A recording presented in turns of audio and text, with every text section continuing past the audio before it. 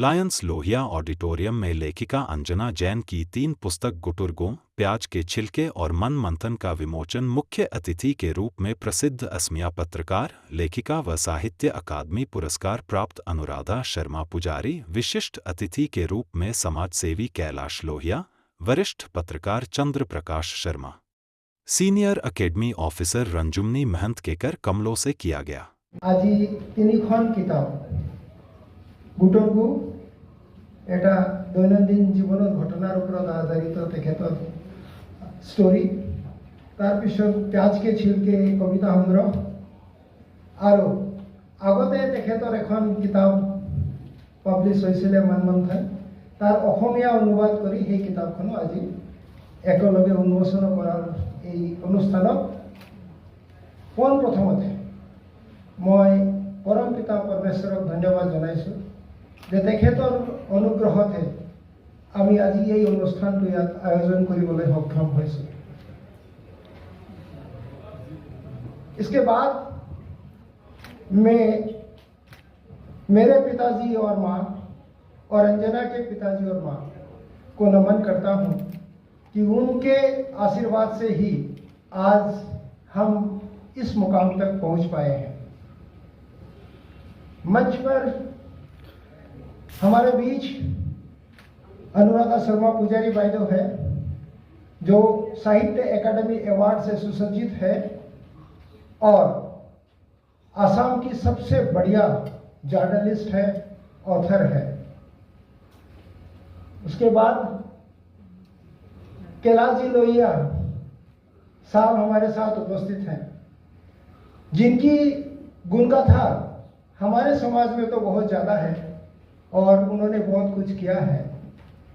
बस दूसरे समाज को ये बता दूं, जब इनका परिचय होगा तो आपको पता चलेगा कि ये सोशल वर्क में कितने माहिर हैं। उसके साथ में श्रीमान चंद्र प्रकाश शर्मा जी हैं, जो प्रातः खबर के मुख्य संपादक हैं। और अंजना की जब गुटरगु पुस्तक निकली, जब हमने इसकी प्रस्तुति की, तो उनको जब मैंने कहा कि आपको ये इसके एक बार देख के देना है, तो इतने ज़्यादा प्रभावित हुए। आज वो भी हमारे यहाँ हमारे साथ उपस्थित हैं। श्रीमती रंजुमनी महंतो मेरे साथ कार्यरत है, सीनियर एकेडमिक ऑफिसर है मेरे ऑफिस में। और जब मनमंथन की किताब उनके हाथ में दी गई ट्रांसलेशन के लिए, तो उन्होंने पूरी असमीज में इसको भाव सहित ट्रांसलेशन किया।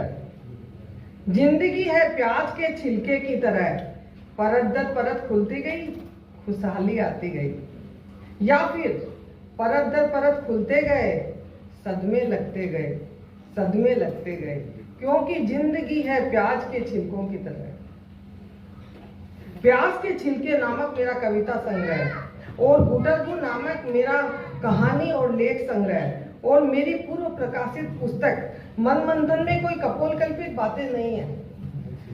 जिंदगी की कठोर धरातल पर चुभने वाले छोटे छोटे कंकड़ रूपी समस्याएं और उनका समाधान को बहुत ही रोचक तरीके से ढूंढने का प्रयास है मेरी पुस्तक में, जो आपको हंसाएगी, गुदगुदाएगी, कचोटेगी, मगर एक नई दिशा देगी, एक सही दिशा देगी।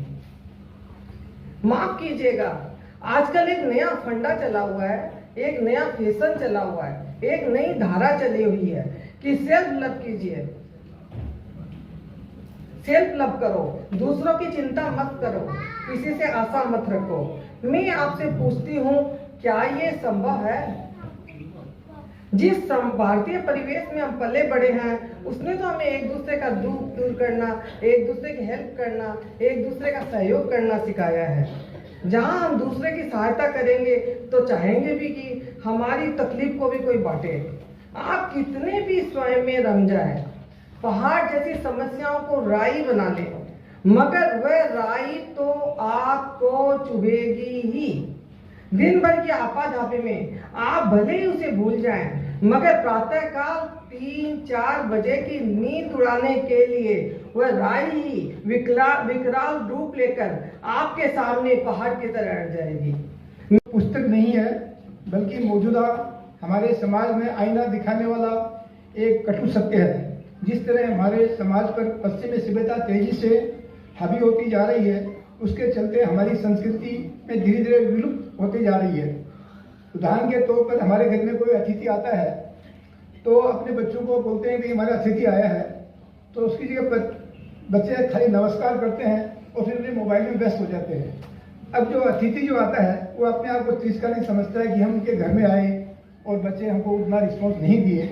तो ये बहुत बड़ी आपने अपनी किताब में लिखा है और हम देखें कि किस तरह आपने उनको इनकी कृपा हुई मेरे पर। इसके पहले गुटुरगु बोल के किताब इन्होंने मुझे दी और कहा कि उसके उस पर पढ़िए। तो मैंने उस किताब का अध्ययन किया, उसमें कुछ एडिटिंग वगैरह, बाकी तो सब काम रवि भैया कर देते हैं, मेरे लिए कुछ काम खास बचा नहीं था, वो बस मुझे क्रेडिट मिल रहा है। तो वो किताब मैंने पढ़ी और उसके बाद में प्याज के छिलके रमेश जी ने मेरे पास भेजी कि इस किताब को आपको प्रेजेंट करना है।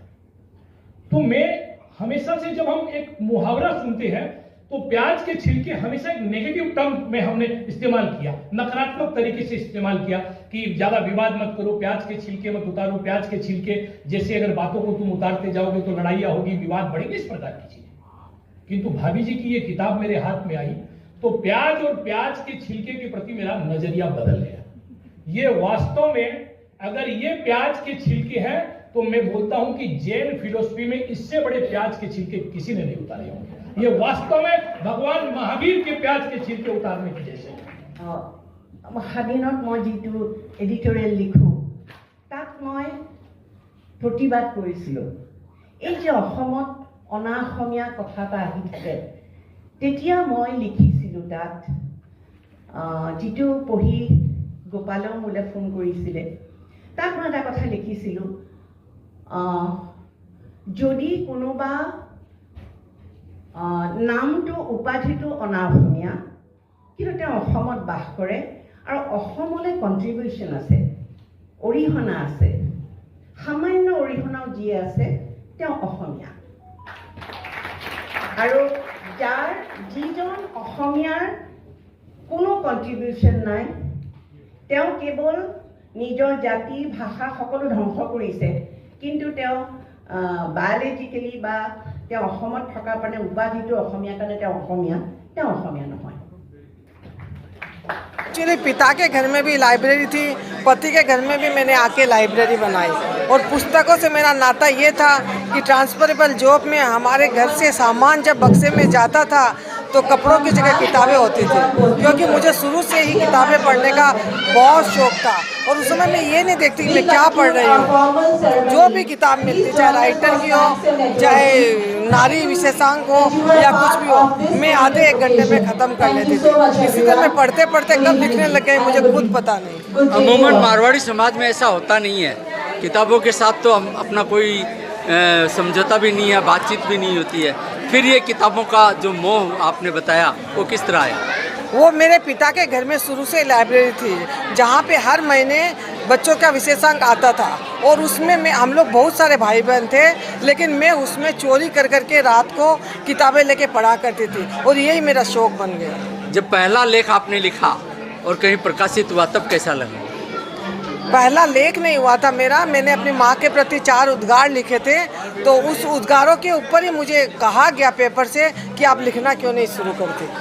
किताबों के विमोचन से आपको क्या महसूस हुआ? मुझे ऐसा लगा कि मतलब आप लोग, विमोचन तो मैंने कर लिया, अब लोगों के हाथ तक पहुँचे, लोग इसको पढ़े, तब मेरे कुछ समझ में आए कि मैंने कुछ किया है।